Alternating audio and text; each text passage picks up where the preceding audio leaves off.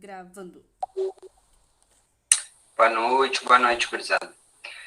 Bom, eu começo então falando, tá aí. Pode ir.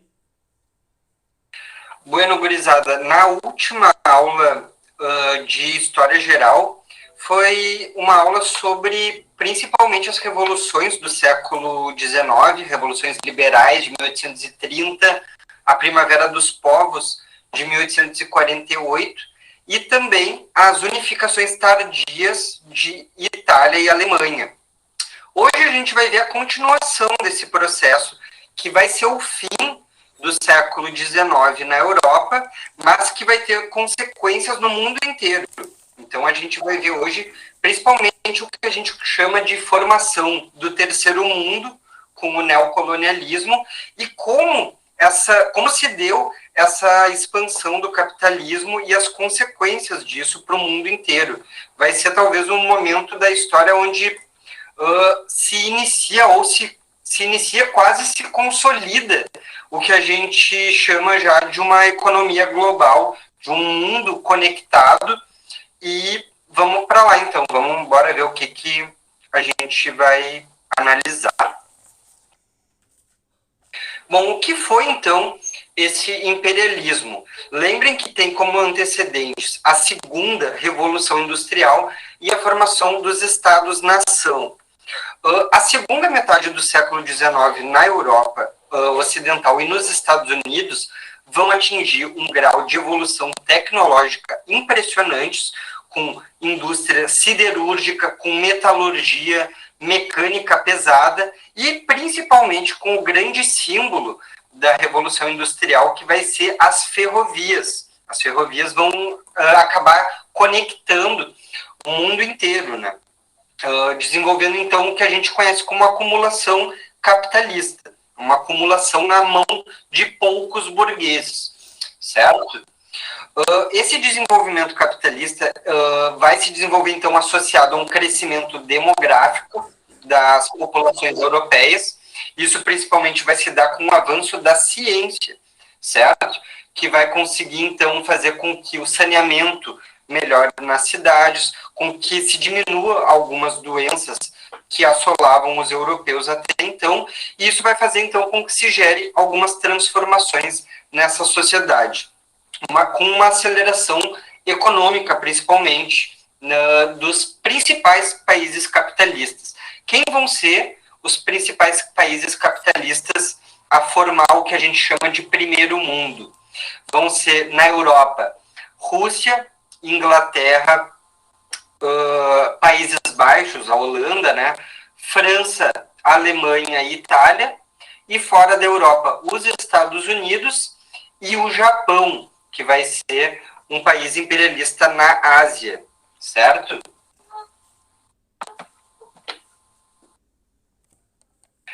O crescimento das populações urbanas vai fazer, então, aumentar uma demanda por alimentos, já que não vão existir mais tantos camponeses que vão estar saindo pelo êxodo rural em direção às cidades, né?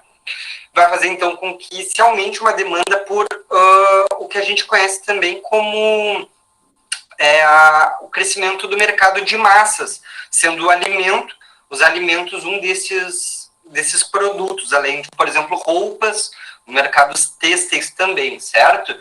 Com esse êxodo rural, então, vai se tornar cada vez mais barato comprar nos mercados.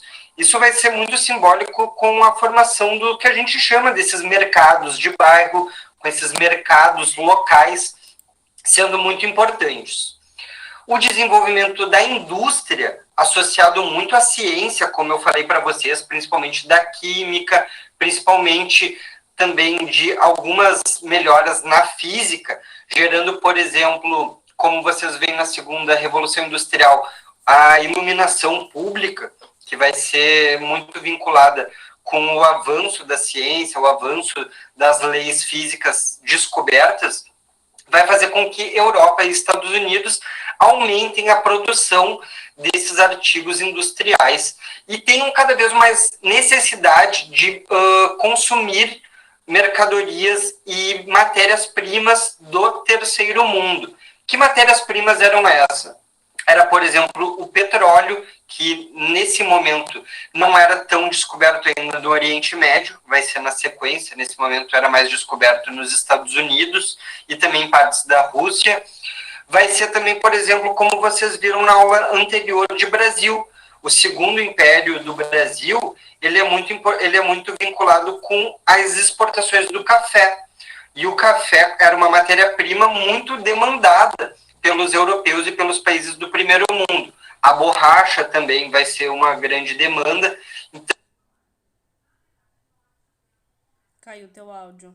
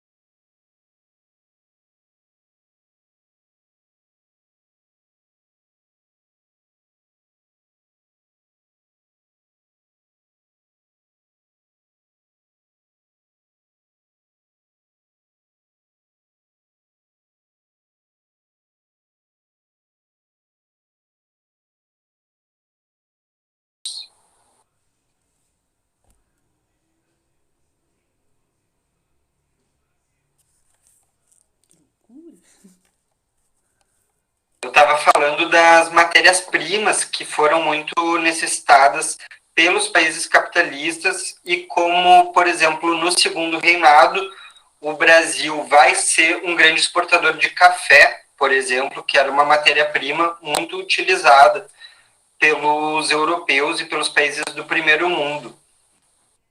Acho que parou por aí, né? Isso. Tá, tranquilo. Falei também do petróleo e de outras matérias que vão ser muito utilizadas. Eu acho que eu vou ficar sem câmera, que daí vai facilitar a internet por Até aqui. porque tu não vai aparecer na gravação. É, né? Acaba que não aparece mesmo, né?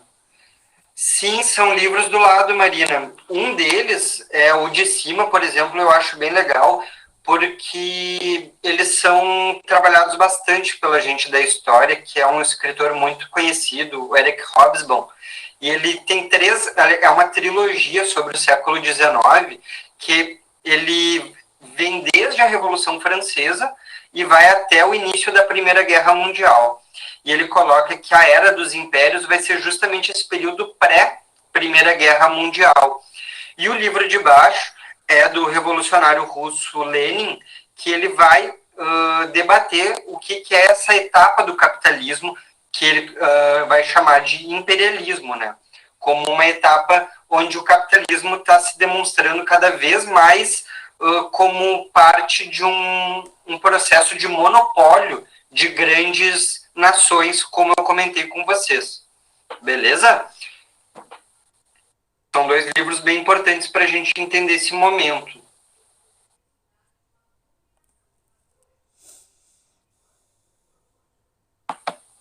Que bom que tu gostou, que bom que despertou esse interesse. Eu gosto muito dessa aula justamente porque eu acho que ela tem muito a ver com algumas consequências para o século XX, né?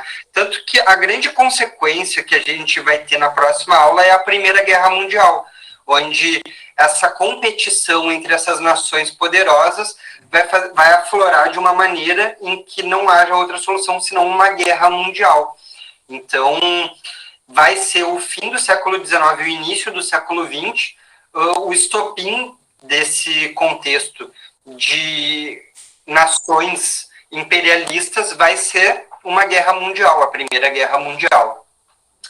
Nesse slide a gente vai ter a imagem, então, de um dos grandes nomes do imperialismo, que era um explorador, ele está sobre o mapa da África ali, que é o Cecil Rhodes. Ele era um inglês, e a Inglaterra, como a grande nação desse período histórico, era a grande potência mundial, ainda era a Grã-Bretanha, e ele está no mapa sobre a África, que a gente vai explicar um pouco para vocês depois, que vai ser completamente dividida. certo? Vai ser completamente explorada pelas grandes nações. E a gente vai ver que o nacionalismo, a busca por mercados e também pela produção vai ser o mais importante nesse contexto do imperialismo, tá certo? O que eram as necessidades, então? Era esse mercado consumidor, um mercado cada vez mais consumidor, e nas cidades, justamente pelo êxodo rural que estava se havendo no mundo inteiro, a exploração pela matéria-prima barata, uma alocação de populações que não eram mais importantes e não eram tão necessitadas na Europa, né, que é o caso dos imigrantes. A gente aqui no Rio Grande do Sul e no Brasil como um todo tem uma grande leva de imigrantes que vão chegar aqui da Europa. O caso, por exemplo, dos alemães e italianos vão ser muito importantes aqui para o nosso estado, mas tem de vários locais também, como, por exemplo, o Japão, como, por exemplo, franceses também. Então, são de vários lugares da Europa e de fora da Europa também. Além do Brasil, os Estados Unidos vai receber muita gente europeia, a Argentina também vai receber. E a gente tem nessa imagem principalmente um francês e um inglês dividindo o planeta, dividindo o globo. Notem que ele é redondo, ele não é plano, como alguns queiram chamar. E eles estão, nesse momento, dividindo as colônias, dividindo diversos estratos do planeta, né? Cerca de 1/4 do planeta vai ser, então, colônia europeia, onde a gente vai ver principalmente os 3 continentes, começando com a letra A, que é a África, a América e a Ásia, tá bom? Eu vou falar um pouco da África para vocês, depois a Thay vai falar um pouco dos outros continentes. Mas eles vão ter, além dos interesses econômicos, eles vão justificar esse imperialismo e esse neocolonialismo a partir de algumas justificativas ideológicas. E quais são elas? A gente vai ver o eurocentrismo, que a gente bate muito na tecla aqui no Educam, falando principalmente dessa teoria que considera a Europa superior material e moralmente a outros locais. Vai ser uma ideologia colocada nesse momento e que até hoje a gente vê muito fortemente. Não é à toa, por exemplo, que até o nosso curso de História, a gente tinha pouquíssimas cadeiras de História da África e quase nenhuma de História da Ásia, para vocês terem ideia. Tá mudando isso atualmente, assim, devagar. Exatamente. O darwinismo social, o que era o darwinismo social? O darwinismo, na biologia, acreditava, defendia, é uma teoria que defende que as espécies passam por um processo onde as espécies mais fortes e mais adaptadas, na verdade, né, acabam sobrevivendo, mas colocado para a sociedade, ele vai colocar que os povos não brancos, ou seja, os negros, os asiáticos, os indígenas americanos, eles eram inferiores e atrasados, e não colocavam como a dominação política e econômica feita pelos brancos era o responsável por esse atraso e por essa inferioridade militar e, enfim, e cultural. Eles colocavam isso como se fosse natural dessas sociedades. E isso vai partir para outras características, como, por exemplo, os corpos dos não brancos, colocando também como características morais e preguiçosas, por exemplo, de populações não brancas. Tudo isso vão ser justificativas ideológicas sem base científica, mas que eram colocadas como justificativa para a dominação, certo? Vai ter também uma missão civilizatória, como eles vão chamar, que era o fardo do homem branco, de levar a cultura e a civilização para os selvagens, e isso parte também para desenhos animados, parte para diversas obras literárias, para romances. Tudo isso justificando essa dominação. E vão colocar o livre mercado, uma imposição do livre mercado como superior a economias atrasadas e locais, segundo eles. Mesmo que esse livre mercado tenha que abrir a base de guerras outras economias. Depois eles vão dizer que a natureza da sociedade é o livre mercado. Não falam, por exemplo, que muitas sociedades, como a China, como a Índia, vão ser abertas a partir de guerras muito e muito violentas. Certo? Então, as justificativas... Pode falar, Thay. E uma coisa que eu acho importante frisar é que essas justificativas elas foram tão propagadas através de livros e de propaganda que ainda hoje a gente tem muitos desses discursos no nosso cotidiano. Muito. Muitas das coisas dos conflitos e, enfim, dos extremismos é a partir dessas justificativas para a exploração, né, dessas áreas que a gente ainda vê. Exato. Não, é uma questão que permeia toda a sociedade capitalista, né? Essa disseminação de preconceitos, de racismo para uma dominação econômica, política, mas que envolve diversos aspectos, né? Olha que interessante aqui, gente. Nós que fomos uma colônia portuguesa do século XVI, principalmente começa a partir do século XVI, a gente estuda a história do Brasil a partir do antigo sistema colonial, que ele é do século XV ao século XVIII, a partir do mercantilismo, onde essa dominação vai se dar predominantemente na América, né, com Portugal e Espanha, e os lucros vão estar sob o controle do comércio, principalmente o comerciante, que vai ser um grande explorador nesse momento. E ela não vai alterar de modo significativo a vida na colônia, certo? Que muitas vezes se mantinha, principalmente no interior das colônias, né? Vão se mantiver muitas ainda estruturas das antigas sociedades. Já o neocolonialismo, que a gente está trabalhando na aula de hoje, ele vai se dar no século XIX e até depois da Primeira Guerra Mundial. O Estado vai ser, então, dominado por monopólios capitalistas que vão apoiar esse imperialismo, vai predominar na África e na Ásia, certo? Os lucros pelos investimentos de capital vão se dar nas colônias, que vão sofrer uma exploração dentro e das suas produções também. Então, a produção do trabalho já vai ser alterada por uma lógica capitalista, certo? E notem como isso vai se dar com a força do Estado, porque isso é uma outra questão também que a ideologia capitalista defende muitas vezes, que o Estado é uma coisa e o capitalismo é outra. Quanto mais Estado, menos capitalismo. E, na verdade, o Estado, tanto no antigo sistema colonial como nesse novo colonialismo, vai ser muito presente, ajudando a financiar o capitalismo, ajudando a financiar estradas de ferro para conseguir uma maior integração dos comércios e das colônias, ajudando de diversas maneiras o capitalismo a se desenvolver. Então, não existe uma dubiedade, não existe assim uma dualidade entre Estado e capitalismo. Eles são partes do mesmo processo também, certo?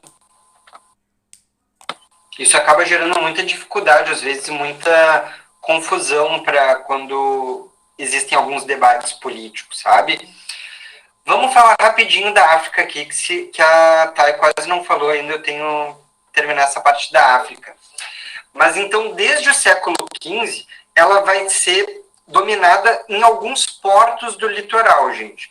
Quando a gente está falando de tráfico de escravizados que vem para o Brasil, no Brasil colônia, no Brasil império, a gente está falando de alguns portos no litoral do ocidente africano que vão ser dominados, mas o interior da África não havia sido em grande parte dominado.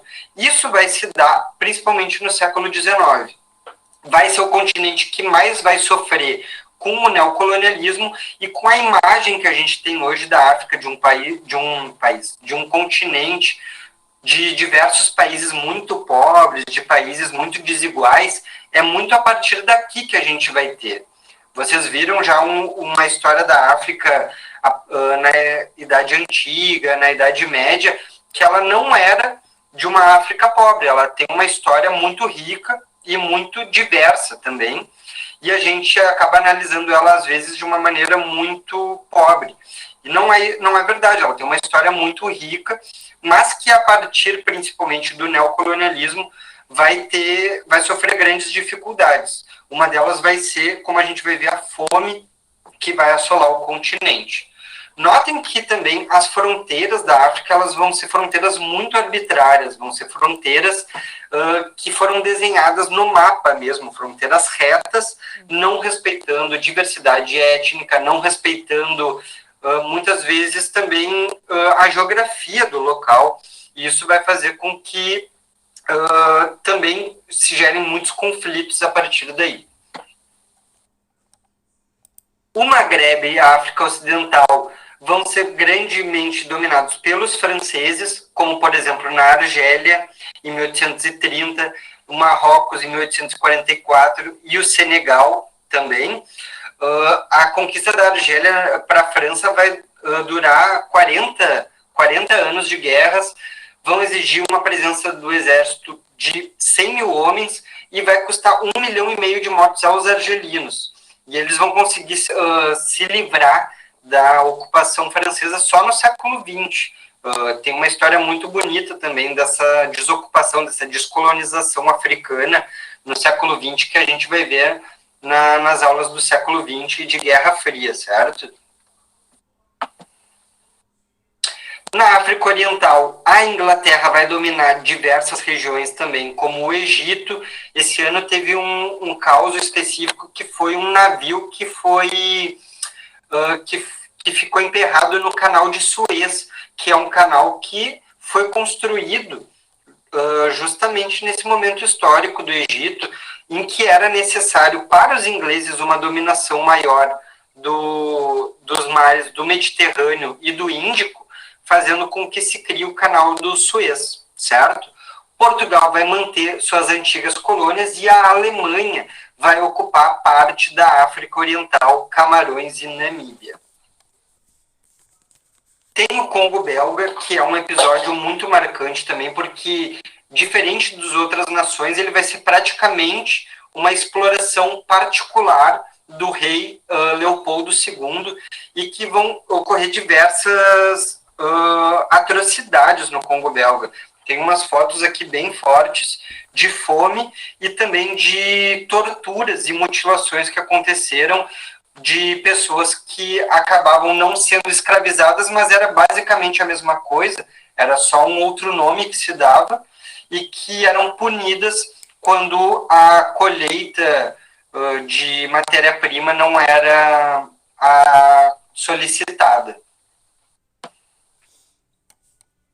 E temos o episódio do Congresso de Berlim, que vai ser quando a África foi redesenhada e dominada pelos europeus. Então, esse vai ser um momento, em 1885, onde os europeus vão colocar a África num mapa e desenhar suas fronteiras arbitrariamente, certo? Vou passar para a Thay, que eu já falei demais. Bueno, gente, seguindo, tá me ouvindo bem? Só pra eu ter certeza. Tudo certo. Tudo certo, tá.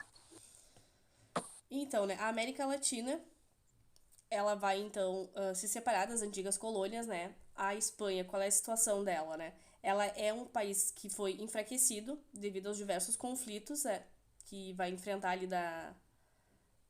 na Europa. Ela deixa de ser essa potência, né, expansionista, principalmente porque ela ainda é extremamente agrária. Tem uma sociedade onde a maioria é ainda analfabeta, então a gente não tem esse desenvolvimento que vai ter, né? Ela vai demorar a passar por esse segundo processo da Revolução Industrial. Então ela perde força de prestígio aqui na América. E aí como é que então vai se dar, né, essa exploração, né, esse neocolonialismo aqui nas Américas? vai ser através da conquista econômica. Se tu não tem como influenciar politicamente, vai ser então pela questão econômica com os ingleses. E o que eles vão fazer? É principalmente a questão dos empréstimos para o desenvolvimento, a modernização dessas colônias, né? Dessas áreas de influência. Então, eles adentram aqui nas Américas fazendo os grandes empréstimos para o desenvolvimento de ferrovias, de indústrias, aonde eles vão fazer parte também, né, obtendo os lucros tanto do processo de industrialização, né, de modernização dessas colônias, como também pela obtenção desses empréstimos. Pode passar.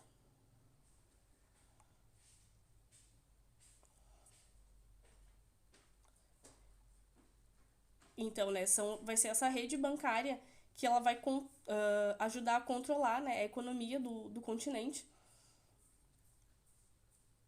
E aí o impacto que isso vai ter, né, é essa modernização, né, das colônias. Se no primeiro momento a gente não tem ainda as ferrovias, não tem grandes indústrias, nós vamos passar a ter, só que o custo disso vai ser essas grandes dívidas com esses países estrangeiros, principalmente com os ingleses.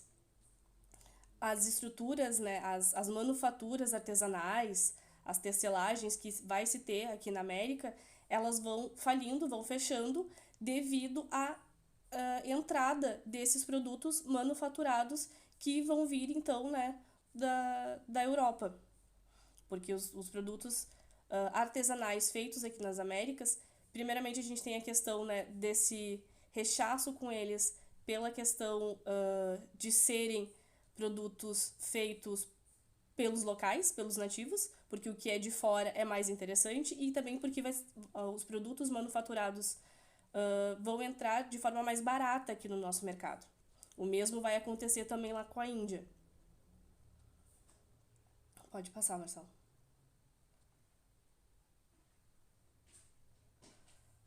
E aí o que acontece, né? A gente vai ter, na África nós tivemos, né, essa divisão, né, o fatiamento da África pelas potências europeias. Aqui isso não acontece porque os Estados Unidos, ele vira então, né, com o passar do tempo ele torna-se também essa potência e ele vira o tutor da América, né, tutor ali bem entre aspas, porque o que não era interessante para os Estados Unidos, que também vai inserir, né, aqui dentro da Europa, né, na América Sul-América, oh Jesus, na parte sul da América, os seus produtos, não é interessante que faça, né, que a Europa tenha tanta influência sobre os mercados americanos. Então ele tenta, né, manter essa influência fora, só que o que acontece, né? Esse processo de modernização das colônias aqui da América vai gerar principalmente essa desestruturação da balança econômica. São áreas que vão passar por modernização, vão ter ferrovias, vão ter indústrias, mas principalmente vão ficar devendo muito para esses grandes bancos da Inglaterra, da França, o que culmina, né? A gente sabe que as dívidas desse período demoram anos a serem pagas, algumas ainda nem tendo ocorrido ainda. Como eram feitos os empréstimos, parte dos lucros que as ferrovias e as alfândegas e o sistema urbano, né, de locomoção, uma parte vai ficar para os estados, outra parte é entregue, então, né, para esse investimento estrangeiro. Ou seja, quase todo o lucro gerado acabava, no final das contas, indo parar nos cofres estrangeiros. Pode passar, Marcelo. E aí um ponto bem importante, né, bem singular dessa característica assim, do imperialismo é que a Colômbia, que detinha ali, né, o controle do Panamá, o que vai acontecer? os Estados Unidos, junto com os franceses, eles vão estimular uma insurreição interna ali naquela região, porque qual era a lógica? Se vocês observarem ali no mapa, antes dos Estados Unidos deterem ali o domínio sobre esse território, olha todo o contorno que tinha que ser feito para fazer a rota comercial. Era com o domínio ali da região do Panamá e a criação, né, do canal, se diminui para 1/3, né, esse trajeto, facilitando enormemente a exploração dos portos e ajudando, então, né, nesse comércio externo dos Estados Unidos. Porém, isso enfraquece muito, né, a Colômbia, que acaba, então, perdendo um território muito importante e ajudando fortemente nessa economia dos Estados Unidos ainda mais. Pode passar. E eu morrendo de medo que não dê tempo. Agora a gente vai falar um pouquinho sobre a Ásia, né? Que a Ásia, ela tem a China e a Índia como territórios que vão ser muito explorados, e nós temos o Japão ascendendo aí como uma grande potência, fazendo frente, inclusive, à Rússia num dado momento. Pode passar. Ai, que caiu aqui minha tela.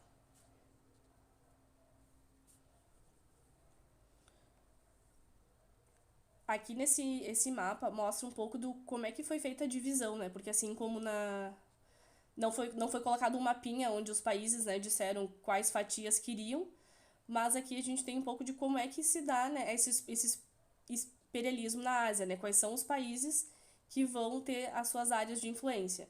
Então ali em verde nós temos a França, em amarelinho ali, né, o Reino Unido, a Holanda, as Filipinas ali com os Estados Unidos, que antes de ser dos Estados Unidos era da Espanha, ali já mostrando, né, esse enfraquecimento que vai ter da Espanha, que vai perder, né, aqui a sua colônia.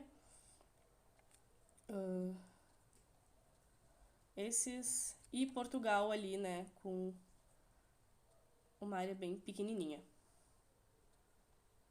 Pode passar, Marcelo.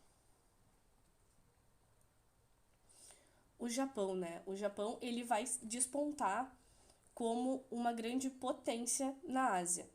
Até o século XVII ali, né? Do século XVII até o século XIX, ele se mantém extremamente isolado dessa influência do mundo ocidental. Ele não mantém relações de comércio, a sua cultura é extremamente fechada. Só que com a expansão territorial dos Estados Unidos, eles acabam tendo, numa derrota, né, num desses conflitos, eles acabam perdendo, né, um pouco dos seus portos para essa influência estadunidense, né?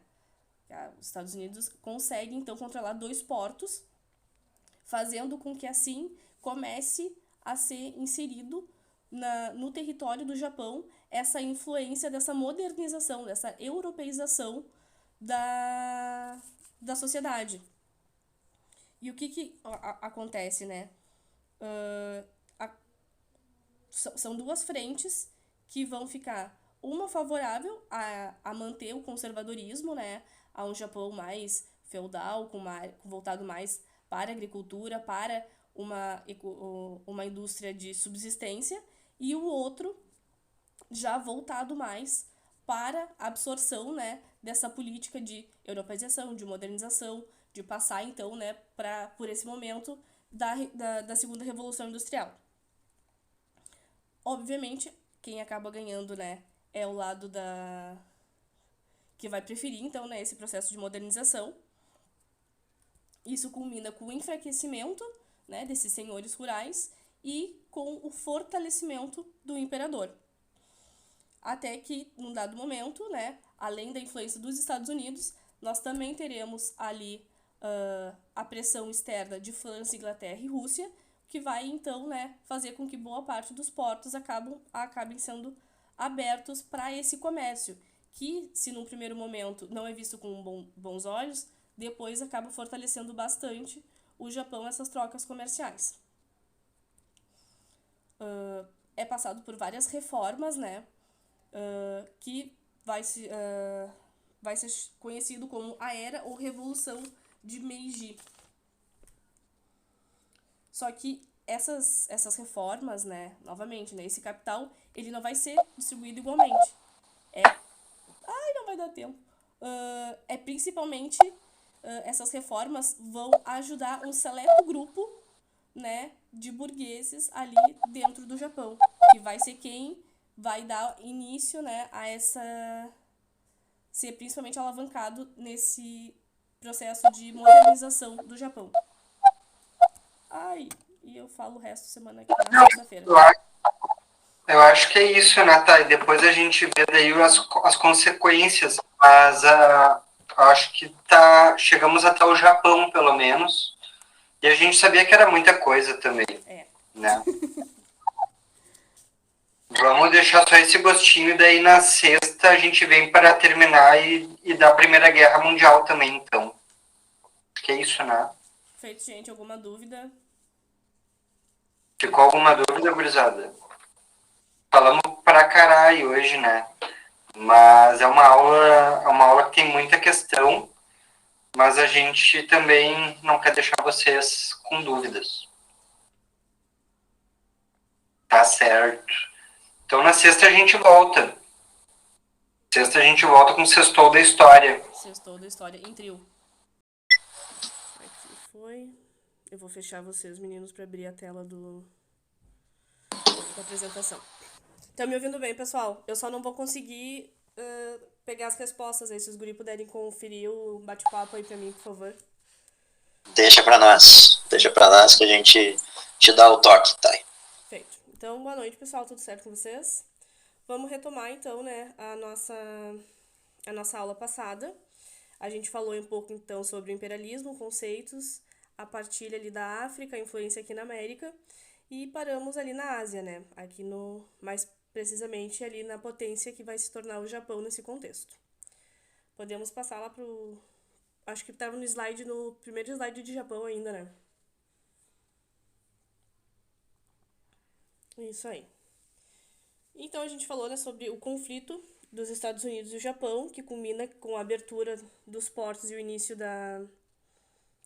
do que ficará conhecido, né, como a Revolução de Meiji, que é aquele processo, né, de várias reformas no Japão que ajudam a promover o processo de industrialização do país. Gente, só um pouquinho que meu cachorro tá batendo na porta.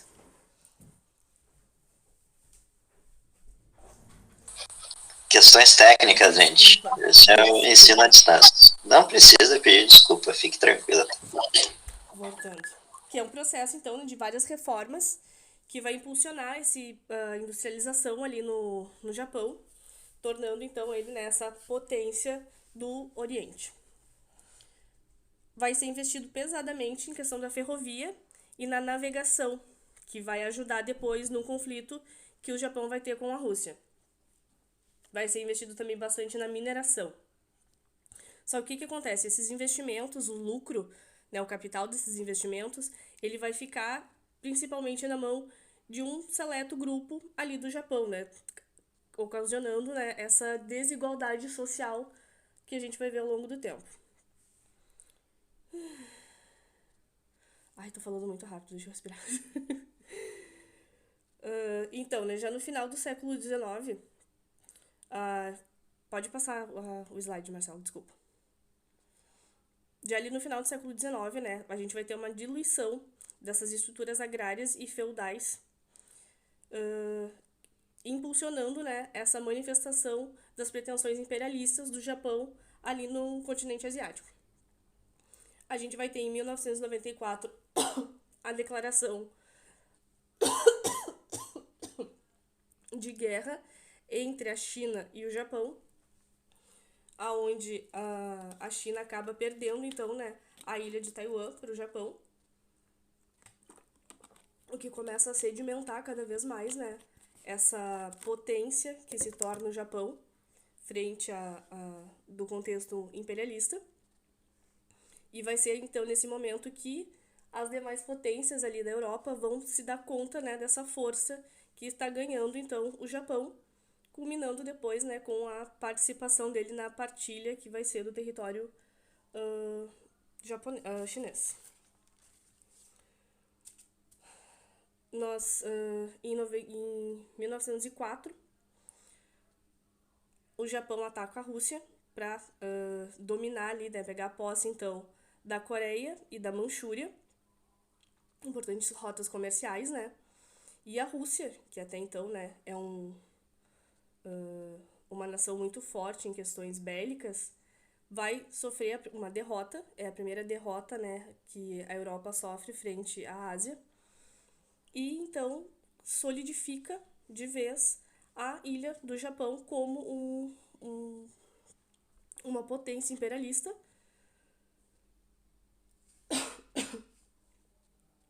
e demonstra também toda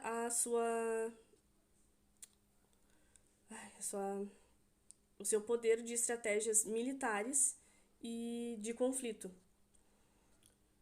E vai ser, né, só lá na Segunda Guerra... Vai ser então só lá na Segunda Guerra Mundial que essa força militar vai começar então, né, a ser minada com as derrotas da Segunda GM. Pelos Estados Unidos, no caso. Alguma dúvida, gente? Tô falando muito rápido. Meninos, me avisem se eu estiver falando muito rápido. Pode passar. Tranquilo. A China, então, pessoal. A China, ela vai ser uma nação extremamente populosa, né, ali da Ásia. E o que acontece? Antes da chegada dos europeus, a China ela possui uma autossuficiência dos produtos manufaturados, não dando espaço, então, né, para esses produtos que vão vir ali da Europa. Mas, em contrapartida, os produtos feitos na China eram de grande interesse, principalmente para a Inglaterra, porque daí nós temos o chá, a porcelana, a seda. E o que acontece? Para, né, tornar essa balança comercial, que durante muito tempo vai ser favorável principalmente para a China, o ópio, produzido lá na Índia, vai ser introduzido na forma de contrabando na China, esse comércio, né, ilegal, porque era proibido nos países de influência inglesa e na China também, por causa, né, da questão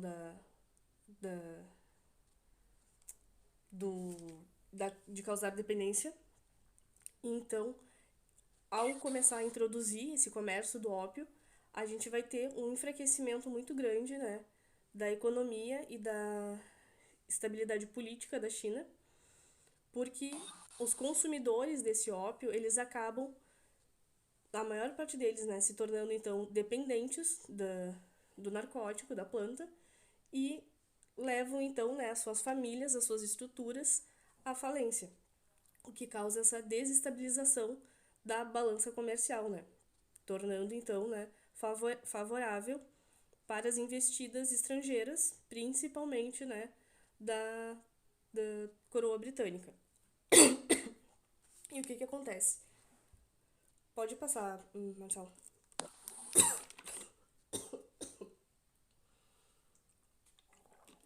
A reação chinesa para essa investida, né, esse comércio ilegal do ópio no território chinês, vai ser a queima de um grande carregamento da droga na cidade de Cantão em 1839. A resposta, obviamente, né, dos ingleses vai dar início às guerras de ópio, que vai ser de 1840 a primeira, e tem uma maior em 50 e vários pequenos conflitos ao longo do tempo. Esse primeiro termina, então, né, em 42, onde a China começa a assinar, né, vai passar por vários tratados que vão dificultar muito a estabilidade política e financeira, mas esse primeiro, que foi o Tratado de Nanquim, assinado em 42, a China vai ter que abrir mão, então, né, da ilha de Hong Kong e outros portos, abrindo, então, o seu comércio, né, sendo obrigado, então, a abrir o comércio para os ingleses, e também fica impedido de submeter, né, os cidadãos ingleses à sua legislação, se eles estivessem em território chinês. Pode passar, Marcelo.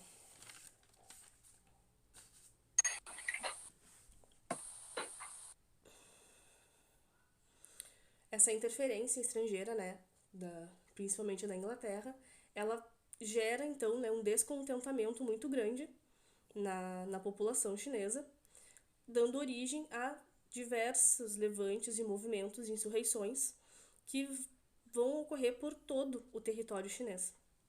O principal deles, ocorrido ali, né, de 1851 a 1864, vai ser conhecido como Taiping. E o líder, né, o que tem de singular nesse movimento, né? Além da questão da quantidade de mortos, de ter sido um conflito bélico muito longo, muito extenso, né, de questão de temporalidade, o líder, que é o Hong Xiuquan, acho que é assim, ele vai se dizer um cara místico, né, com profundas ligações religiosas, e ele se dizia o irmão mais novo de Jesus Cristo. Ele se dizia, então, o enviado de Deus, um novo Messias. E entre, né, as pautas dele, além da questão de não ter essa interferência, né, estrangeira, tinha também a substituição, né, da cultura budista pela tradição, então pelo cristianismo, entre outras várias reformas que ele estava tentando implementar. Ele e os seus seguidores, né? Eles vão chegar a ocupar determinados territórios, criar uma cidade, né, com essas bases, mas com a interferência, então, né, do governo da China, com a ajuda de forças militares ingleses enviados pela coroa, como também por mercenários, eles vão, né, conseguir suprimir esse levante. Mas ele é um levante extremamente violento, que ocasiona muitas mortes na China, chegando à estimativa de mais ou menos 40% da população chinesa ser levada a óbito, né, nesse conflito. E com isso, né, gente, se não temos uma população, se não temos uma densidade populacional, nós também não temos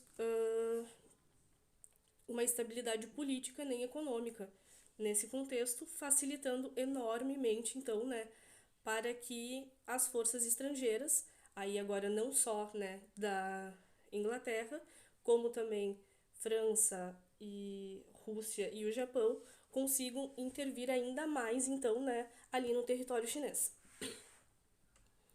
Pode passar. Então, né, esse governo chinês que foi enfraquecido devido a esses conflitos, agora também vai ter, né, os Estados Unidos e a França fazendo, então, né, esses tratados, esses acordos que não beneficiavam minimamente a China. Nós vamos ter em 1894 e 95 a guerra, né, a primeira guerra sino-japonesa, então, né, novamente com a perda da ilha de Taiwan, que é um porto muito importante para questões de rotas comerciais. E a China, então, né, vai ser dividida em áreas de exploração e influência entre Rússia, Japão, Inglaterra, França e Alemanha. E esse controle ele só vai ser minado lá em 1912 com a proclamação, né, da República Chinesa. Esse domínio, né, da Ásia também vai ser feito, né, em outros territórios. Os franceses ali na Indochina, que hoje em dia correspondem aos países do Vietnã, do Camboja e do Laos, e o domínio inglês, né, na Birmânia e no Afeganistão. Alguma dúvida, pessoal? Alguma coisa que queiram perguntar? Gente, é bem interessante o assunto China, né, que está bem na moda atualmente, justamente pela guerra comercial, pelo que é chamado de nova Guerra Fria entre Estados Unidos e China. Então, muitas vezes pode ser um assunto procurado, tanto a parte do imperialismo, como a gente está vendo aqui, que envolve colonialismo de diversas potências ocidentais à China, e que vai durar quase 100 anos, que é o chamado século das humilhações na China, né? Como também a partir do século XX, a partir da metade do século XX, quando tem a Revolução Socialista lá e transforma o país em nova potência, né? Então, sempre fiquem de olho que é possível que caia. E outro elemento que eu acho importante nessa fala da Thay, gente, que vocês têm que cuidar e observar, é que todo cenário, por exemplo, que a gente vai observar no que vai ser o chamado pós-guerra, depois da Segunda Guerra Mundial, os processos de descolonização, os processos de emancipação desses países, a China, mas notem aqui o aspecto da Indochina, onde vai estar principalmente elaborado a questão da Guerra do Vietnã. Tá? A Guerra do Vietnã ela não se inicia num conflito dos Estados Unidos com o Vietnã, mas desde o processo da emancipação do Vietnã sobre a França, que se inicia a partir desse momento. A Birmania... E o Japão também. E a Birmania, por exemplo, que é um local também que está super em voga nos dias de hoje, que é hoje... Ele era Birmania, como é que era o nome do local da raça? Myanmar, eu acho. Como? Myanmar, não é? Myanmar, perfeito. E sofreu um golpe de Estado também, militar, no ano passado. Outro local que a gente falou aqui semana passada, a última vez que a gente teve aula, que foi a questão do Afeganistão. Então vocês observem esse cenário internacional, que depois vai ser muito vigente e muito importante para a gente estar relacionado, sobretudo no período da Guerra Fria, está sendo desenhado agora a partir dessas insinuações imperialistas dessas localidades, sobretudo na China. Não sei se a Thay vai falar da Índia agora? Sim. Vai, eu acho que ela caiu. Ah, tá aí. Não, ela tá aí, acho que só o vídeo dela caiu. Tá, beleza. Não, que a única... E aí para vocês observarem também como isso vai acontecer muito forte na Índia. Vai lá, Thay. A Índia, então, né, pessoal? Assim como na China, né, antes da chegada dos europeus, ela tem principalmente uma manufatura têxtil que satisfazia as necessidades internas. Então, também, né, não tem muito espaço para esse comércio, principalmente de ingleses e franceses. E aí, então, o que acontece? A Índia vai sofrer, né, vários ataques, iniciando lá, né, pela chegada dos portugueses, e vai enfraquecendo, então, né, a sua hegemonia política e econômica. Os ingleses vão conseguir conquistar, né, ali a Índia, mas isso vai levar bastante tempo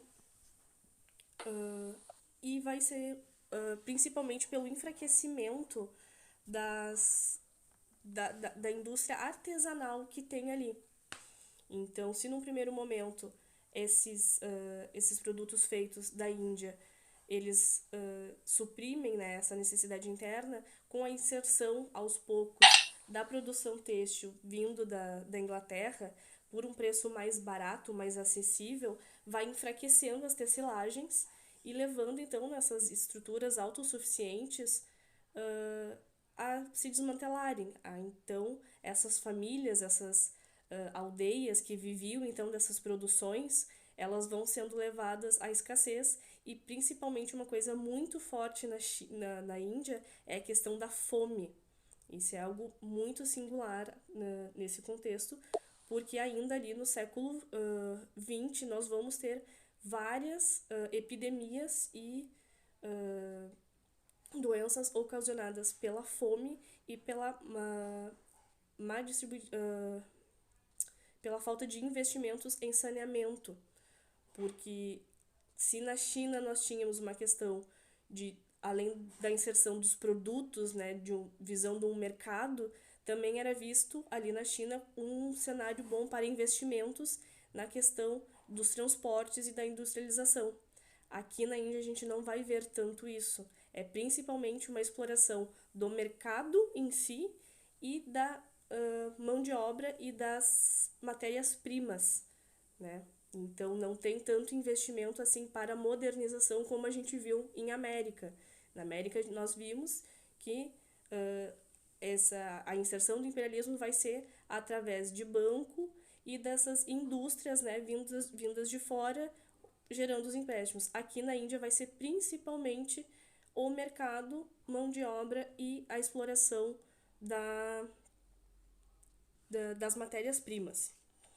Mas então, né, a Inglaterra conquista então, né, esse domínio, essa hegemonia desse território, mas nós vamos ter, né, entre os diversos conflitos, pensando sempre, né, que essas dominações elas não se dão Na história a gente vê muito como se fosse uma coisa dada, chegam os de fora e dominam, mas não, nós temos vários levantes, eles são só pouco conhecidos, principalmente para nós ocidentais, né, que acreditamos ser superiores, né, a tudo que vem lá do Oriente, mas nós temos vários levantes e na Índia nós temos um que foi extremamente violento, que durou 15 meses, que foi a Revolta dos Simpaios, que eles eram soldados indianos a favor, né, da coroa inglesa, mas que num determinado momento, frente, né, a essa fome, essa escassez de alimentos, aos maus tratos e principalmente a discriminação, porque o governo inglês ele tem um preconceito, né, levando em consideração que nós estamos num contexto de racismo científico, de discriminação, né, o mito do homem branco salvador levando uma cultura superior, né, para esses povos bárbaros, por assim dizer. Então, eles fazem, né, esse levante, esses homens que, se num primeiro momento eles vão ser a favor, né, da coroa, fazem esse levante junto com a população, né, que está ali passando por todos os sofrimentos que a colonização, que o imperialismo inglês vai suplantar neles. E esse levante ele dura 15 meses, porém ele é, né, completamente massacrado, porque, né, a Inglaterra ela vai ter muito mais força bélica nesse momento do que a população indiana. E uma forma de terminar de vez, né, então, com esse levante, foi definitivamente a dissolução, né, da Companhia das Índias, que era quem, né, fazia o controle aí desse território, e vai passar então diretamente o controle para a coroa inglesa, né? Então a Índia torna-se definitivamente um domínio da coroa inglesa, né? E vai acontecer a sua independência política em 1950, né, quando é feita então a Constituição da Índia.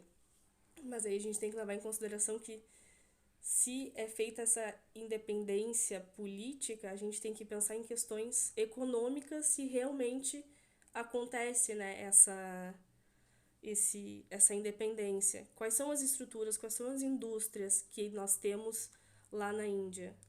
As indústrias que estão lá, a produção ela é feita,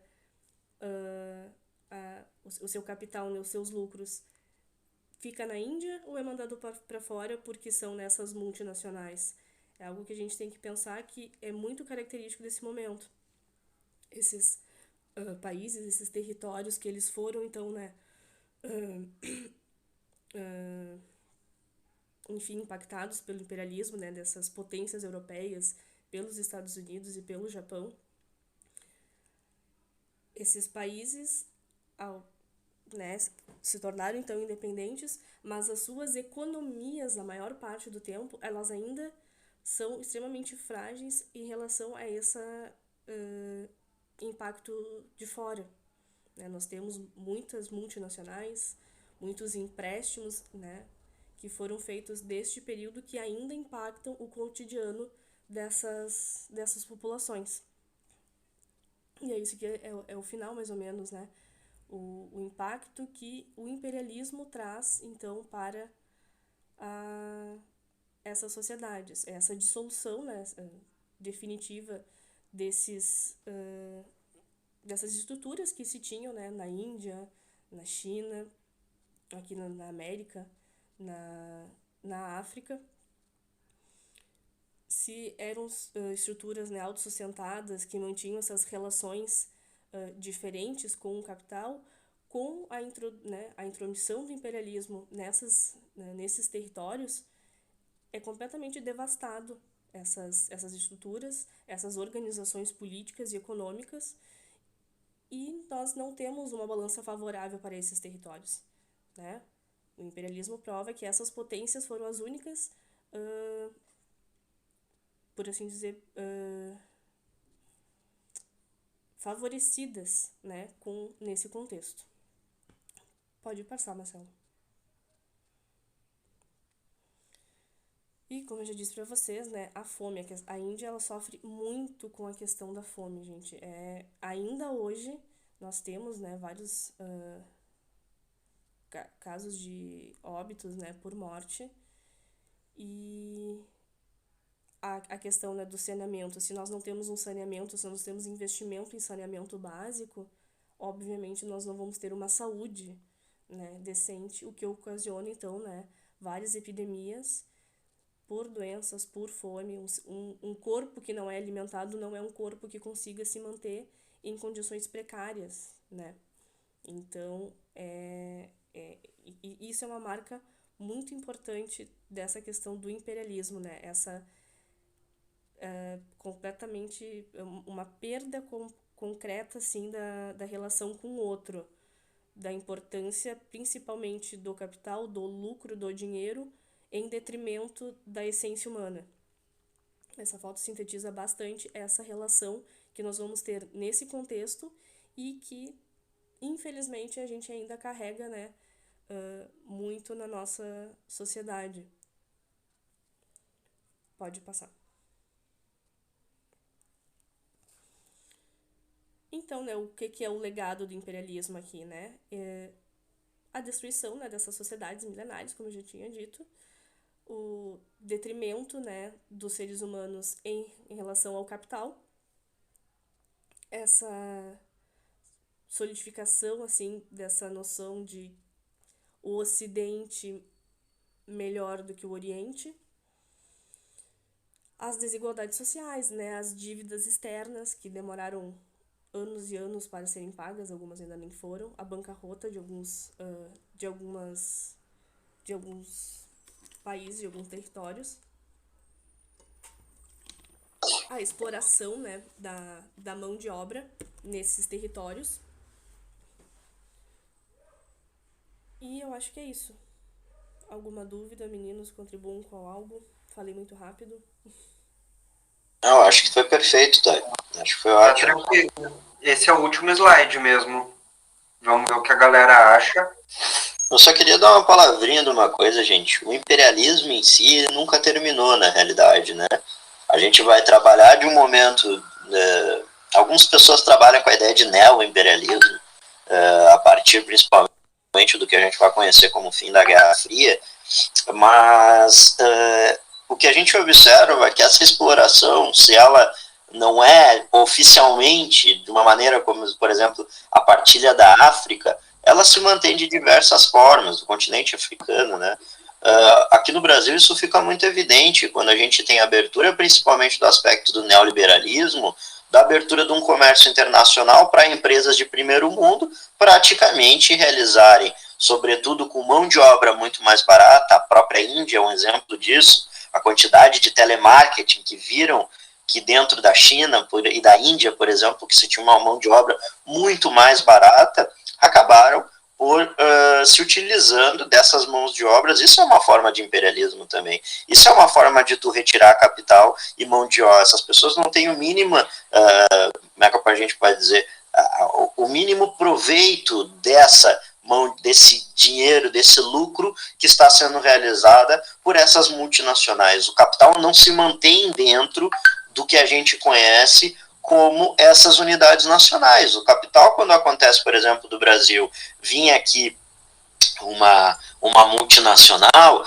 grande parte desse investimento, a gente tem que imaginar também que nos últimos tempos a gente tem o advento da robótica, o que diminuiu a necessidade também da própria mão de obra humana dentro desse processo industrial, mas tu observa que grande parte desse investimento grosso, claro, fomenta emprego, vamos dizer assim, gera renda para essas pessoas, mas próximo do que o capital presente dentro dessas multinacionais retiram de dentro do país, isso é muito. E o que tu observa? Governos cada vez mais abrindo espaço para que essas multinacionais adentrem, governos neoliberais dentro desses países, e o exemplo do Brasil é o mais claro possível. O exemplo que essas multinacionais adentrem do país, muitas vezes sendo privatizadas de empresas estatais dessas localidades, como a gente aconteceu agora na própria CE, aqui dentro do Rio Grande do Sul, uma empresa lucrativa, uma empresa que gerava lucro e foi vendida para uma multinacional que vai vir aqui, grande parte desse lucro que vai ser gerado, porque tu é obrigado a pagar, né? Se tu não paga a conta de luz, tu fica sem luz. Então, a renda que gera desse cenário para exploração de um mercado externo. Esse dinheiro não vai ficar aqui, essa renda não fica aqui, certo? Então, o que a gente observa é que cada vez mais os serviços que eram básicos e de qualidade que vão ser gerados dentro de um cenário pós Segunda Guerra Mundial, com as políticas do bem-estar social, com o keynesianismo, tudo isso, eles vão perdendo seu espaço para essas políticas imperialistas. O imperialismo é isso, gente. O imperialismo ele não tem necessidade de uma invasão física, ela é uma invasão de mercados, certo? De exploração de mercados. E não importa, gente, se morra uma cacetada de gente, como aconteceu dentro da China, como acontece na Índia, e como aconteceu e continua acontecendo dentro do Brasil, certo? Não é à toa que quando a gente tem uma abertura de mercado internacional, o Brasil volta para o mapa da fome. Por quê? Porque não se tem o mínimo interesse desses mercados externos adentrarem o mercado nacional e explorar essa mão de obra, explorar essas populações para gerar capital para levar para dentro das suas próprias nações. Beleza? Então é isso. O imperialismo, vocês têm que colocar na cabeça de vocês, isso é a exploração de mercados, a exploração de capital dessas regiões. Ela não necessita ser físico. Às vezes vai acontecer como na própria guerra do Iraque que a gente estava vendo agora. A invasão dos Estados Unidos não foi por nada. A invasão dos Estados Unidos é porque não necessitou ser físico. Os governos que estavam lá não abriam. A diferença entre império... Não são sinônimos, tá? Rei vem de uma ideia de monarquia, de um sistema econômico, um sistema político-econômico, que é a monarquia. E aí tu tem na figura do monarca, tu tem na figura do rei. O império, ele está baseado dentro de uma estrutura de exploração territorial, certo? A monarquia é uma forma de governo, certo? Império, ele é uma forma, digamos assim, político-social, vinculada principalmente ao processo de expansão. Quando um reino, podem existir reinos que se constituem como impérios, certo? Então, por exemplo, o maior exemplo disso é o Império do Brasil. O Brasil, ele era um império, ele era um reino, primeiramente, junto com Portugal. Acontece a independência, nós temos uma figura de um imperador, ok? E além do mais, além de tudo isso, o império está ligado, o imperador está ligado a uma figura jurídica, política, militar e divina. O nosso imperador aqui, ele era uma figura divinizada, certo? Sempre lembrem-se a figura do imperador com o Império Romano. Ele não é um rei. Ele não é um rei. O imperador romano não é um rei. Ele é uma figura divinizada, líder político, militar, jurídico, certo? Todos esses elementos, tudo numa única pessoa. O rei, ele não é isso. O rei, ele é apenas uma pessoa que sucede por herança, certo? Por uma herança de direito sanguíneo dentro de uma ideia de monarquia. Ok? Então são onde coisas... não existem cidadãos, existem súditos, né? Existem súditos, está ligado a uma questão de servidão, certo? Todos esses aspectos. O império não. O império não. O império nós não éramos, não necessariamente servos. Outro caso interessante talvez seja o do Napoleão, né? O Napoleão, ele se torna imperador, mas ele não se torna de novo, ele não se torna rei. Não volta uma monarquia para a França depois da Revolução Francesa. O povo remete ele como imperador. O povo como uma expansão do território da França. Mas essa pergunta é muito boa, porque pode ter essa confusão mesmo, e me parece que pode ser solucionado. Acho que solucionou bem aí, Lucas. Não sei... Vocês conseguiram entender, Jenny? Ficou de boas? Pegue o exemplo dos dias de hoje, por exemplo. Vocês veem que existem reis? Vocês acham que existem reis nos dias de hoje? Rei, não essa bunda molice que é a monarquia parlamentarista inglesa aí. É de verdade, que comanda. Rei ou rainha. Existe ou não existe? Uma figura monárquica? Muito bom, Diego. Não, sim.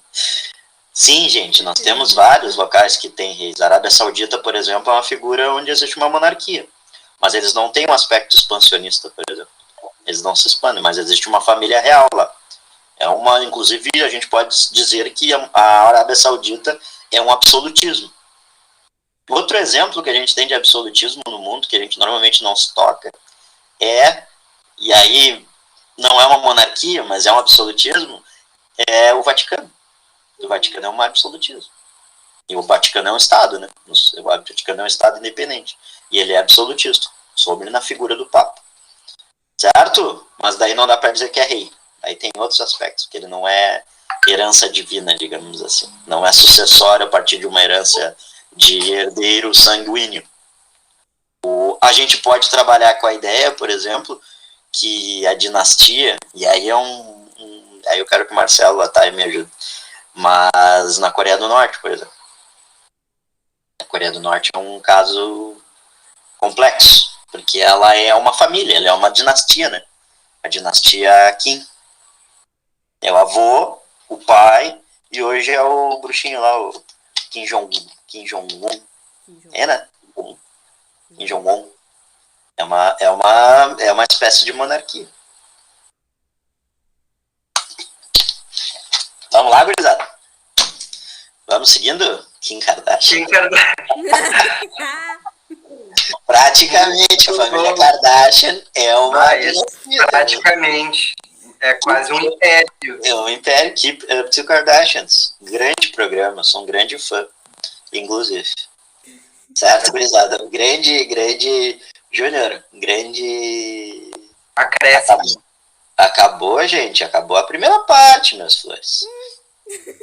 Acabou o Keep Up to Kardashian. Não, acabou, tá certo. Muito bom, Júnior. Adorei a tua intervenção, isso mesmo.